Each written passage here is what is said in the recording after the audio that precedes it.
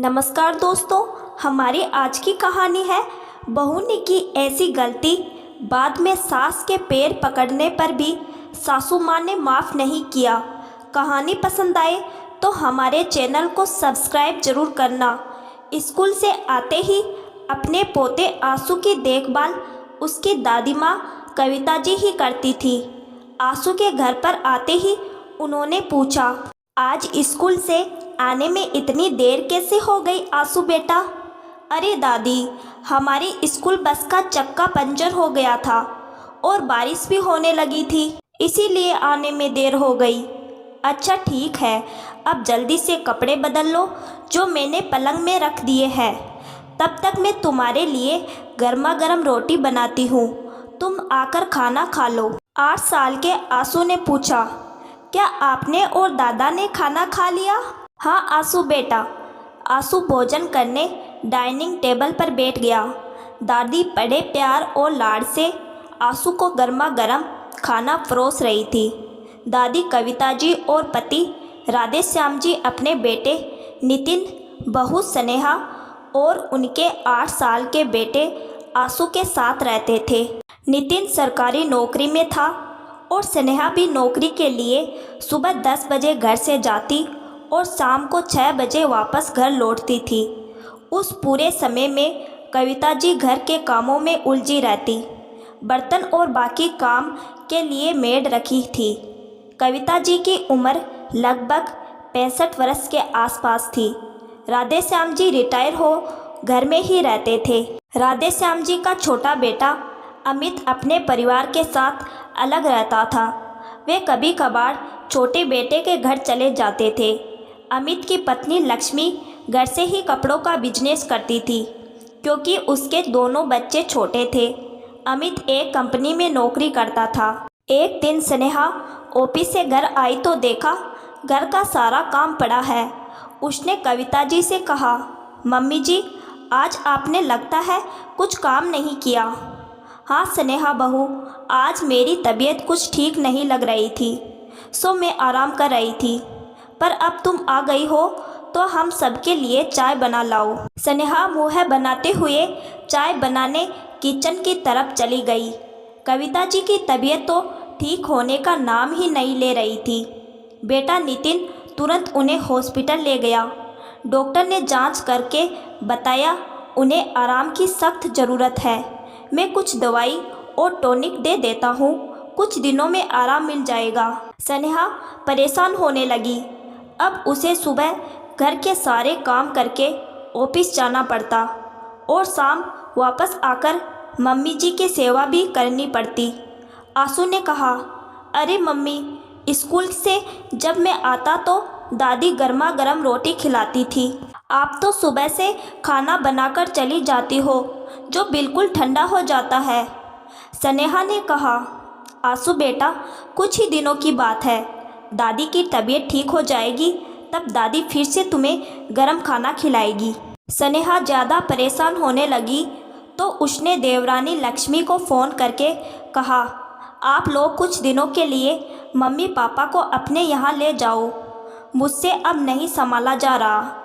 2 दिन बाद अमित आकर अपने घर माँ पापा को ले गया। कुछ दिनों तक तो लक्ष्मी ने उन्हें ठीक से रखा, फिर उसे भी माँ पापा भारी पड़ने लगे। कविता जी की तबीयत ठीक न होने के कारण वो दिन भर आराम ही करती। राधे श्याम जी भी समय बिताने के लिए टीवी को अपना सहारा बना लिए थे। टीवी के चलते लक्ष्मी की 6 साल की बेटी मोना की पढ़ाई में दखल होने लगा। एक दिन लक्ष्मी पापा जी से नाराज़ होकर बोलने लगी, पापा जी, आप दिन भर टीवी चालू रखते हो, थोड़ी देर तो बंद कर दिया करे, जिससे मोना पढ़ाई ठीक से कर सके। धीरे धीरे दवाई का असर कविता जी पर होने लगा और वो स्वस्थ हो गई।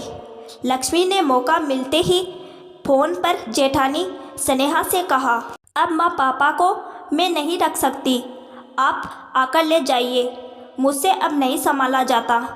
अमित ने लक्ष्मी को समझाते हुए कहा, माँ पापा और कुछ दिन यहाँ रुक जाते तो क्या फ़र्क पड़ता, पर लक्ष्मी ने साफ मना कर दिया। सारी बातें सुनने के बाद कविता जी और राधे श्याम जी बड़े बेटे के यहाँ वापस आ गए। माँ पापा को घर में देखते ही स्नेहा का पारा चढ़ गया और उसने ताना देते हुए कहा, क्यों माँ, छोटे बेटे ने 4 दिन भी अपने पास नहीं रखा और आपको वापस भेज दिया। कविता जी क्या कहती, मन मसोस कर रह गई। स्नेहा का फिर से वही रूटीन बन गया और कविता जी फिर से अपने घर के कामों में लग गई। राधे श्याम जी आज कुछ परेशान थे। अपना मकान उन्होंने कविता जी के नाम पहले ही कर दिया था। राधे श्याम जी को अब घर का माहौल और बेटे बहू का रवैया अच्छा नहीं लग रहा था, पर वे चुप थे।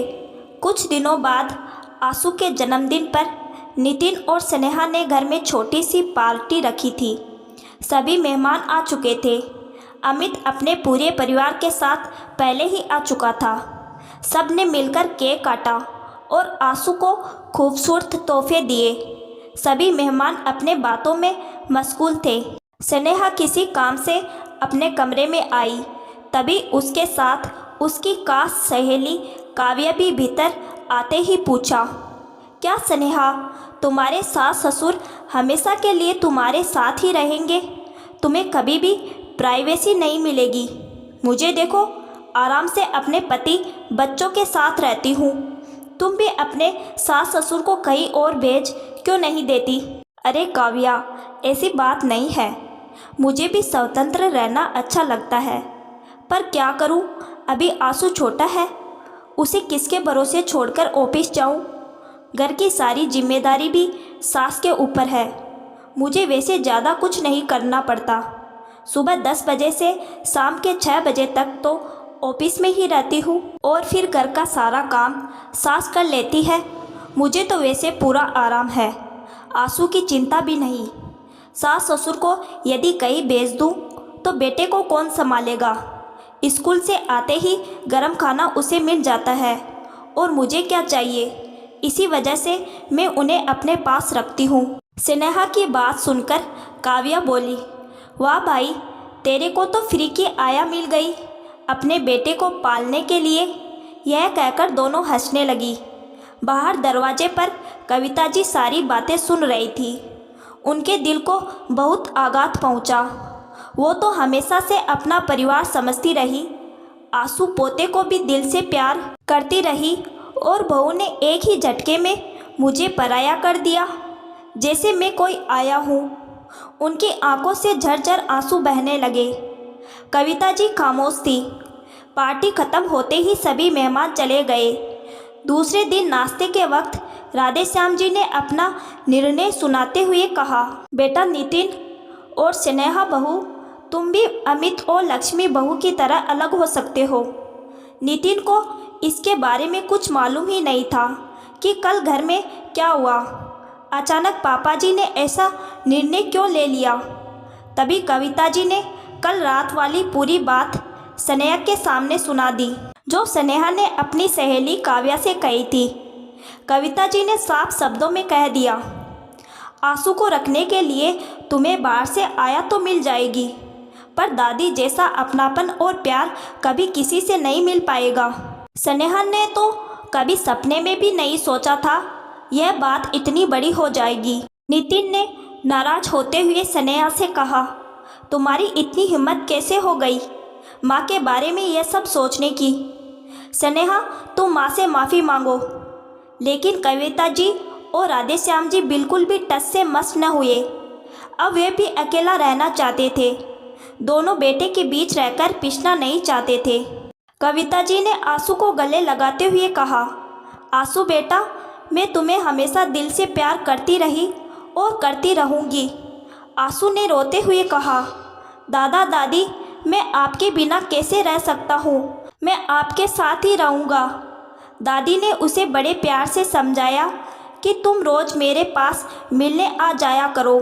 स्नेहा ने भी कई बार अपनी गलती के लिए कविता जी के पैर पकड़कर माफ़ी मांगी, पर कविता जी के मन से स्नेहा बिल्कुल उतर चुकी थी।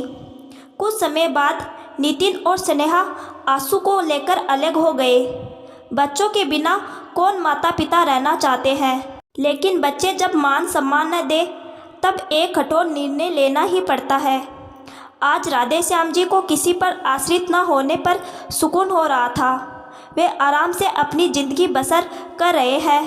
उधर स्नेहा अपने आप को कोस रही थी और अपनी गलती पर पछता रही थी, क्योंकि उसे अब आंसू की देखभाल अकेली ही करनी पड़ रही थी।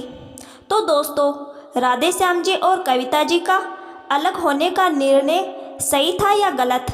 कमेंट करके ज़रूर बताइए। आपके कमेंट का स्वागत है। साथ में कहानी को लाइक और शेयर ज़रूर करना।